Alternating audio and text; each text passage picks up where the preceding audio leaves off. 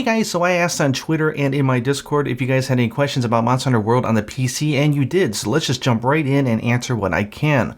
Question, does it have ultra-wide screen support? Answer is, I don't know, but I don't think so. Obviously, I think that's something that they would have talked about in their press release if they did have support for it. Everything I see so far seems to be no. How's the online? Well, it's still a preview copy, so obviously only a few media people have it, but you know, it's way too early to tell, but hey, it is free. For what it's worth, I did try to go online. There's some nice streamers here, and I decided to try to join 269 on a hunt. Joining the session was absolutely painless. I didn't have voice chat on, so I wasn't talking to anybody. Joined in the hunt, everything was smooth as you would expect, until 269 DC'd. However, Paradise was still in there, so I think this was an issue on his end, not mine. But of course, we did finish the hunt. Yay! So helping out some fellow hunters as they go earlier on in this game and trying to get up front. Here is my heat and FPS counter. A lot of you guys were asking for that on Twitter. This is the game in 1440p at high settings. I don't really see a huge difference between high and highest, so I choose high so I can get a very stable 60 frames per second with my GTX 1080 Founders Edition. And here is what it looks like if you're on 1080p with my setup in highest settings. So obviously well over 60 frames per second. I'm sure with some tweaking, if you put that down to high instead of highest, you'd be able to go into the 100 frame per second and stuff like that. Next question was asking if you can aim with the keyboard and mouse. Yes, you can. They have all sorts of different key bindings that you can do. I'm not a player who plays with the keyboard on any PC game, but if you want to aim with your mouse, you certainly can. This is me using my mouse. If you notice, it does have this aim assist. You can turn that off if you don't want it, but I don't know. I like analog sticks. But that led into the next question was asking about being able to reassign the keyboard bindings. God, it's so hard to say. And the answer is yes, you can. I did not see any options to rebind controller stuff, but you are given options in the keyfig, both in the menu and when you enter the game, to go ahead and mess around with menu stuff, melee weapon shortcuts, and ranged weapon shortcuts as well. A lot of you guys were also asking whether or not the buttons swap when you switch in a PS4 controller. It does support the PS4 controller. I plugged it in, it worked just fine. I've been playing using my Xbox Elite controller.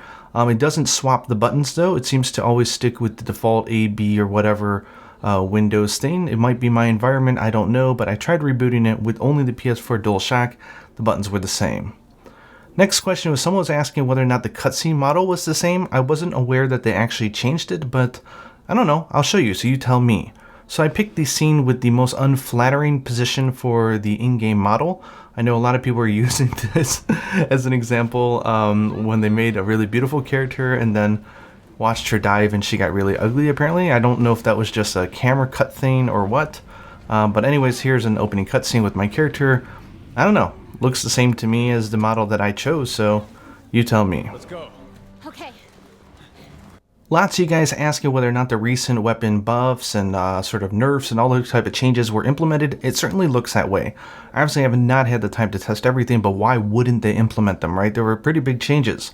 So I went ahead and grabbed a hunting horn because one of the recent changes was that it gets an attack boost when it does an encore of movement speed up, and so I go on encore and boom.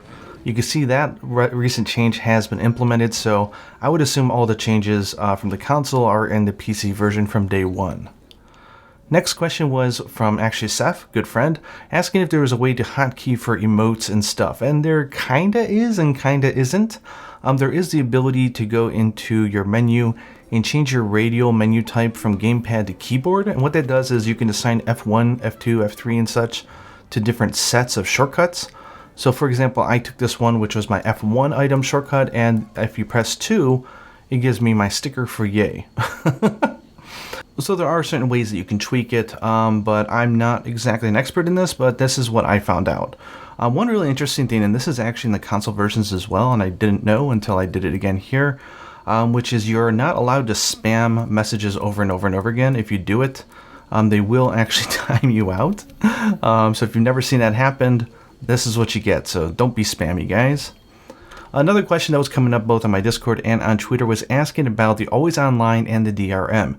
Yes, as far as I'm aware, you're always have to be online because of the DRM, But that being said, I don't know anything about DRM. I mean, I'm really a newbie when it comes to PC games. I just install the game, I double click it, I hit play game, and I start playing. I don't notice any weird processes or anything or slowdown, so unless you told me it had DRM, I really wouldn't know. As far as game size goes, it was about 17 gigabytes on my hard drive, but that's just now. The game's not officially out, so who knows if they have a patch or any updates, how that's going to change, but make sure to follow the official news for that. But as far as I could tell, about 17 gigabytes, so make sure you check out their minimum required specs and make sure that your PC matches that. Just some other observations as I've been playing. Again, this is just sort of my impressions, is that the game, at least on my computer, because I do have a very expensive one with the GTX 1080 Founders Edition, runs really good. There's lots of little tweaks that you can do between all of the different settings, and I'm sure once the game comes out, people will find the ways to turn off settings that really don't matter much, but really do improve your performance. So I'm sure there's going to be lots of micro optimization that users are going to find, and at least there's the options there to find that.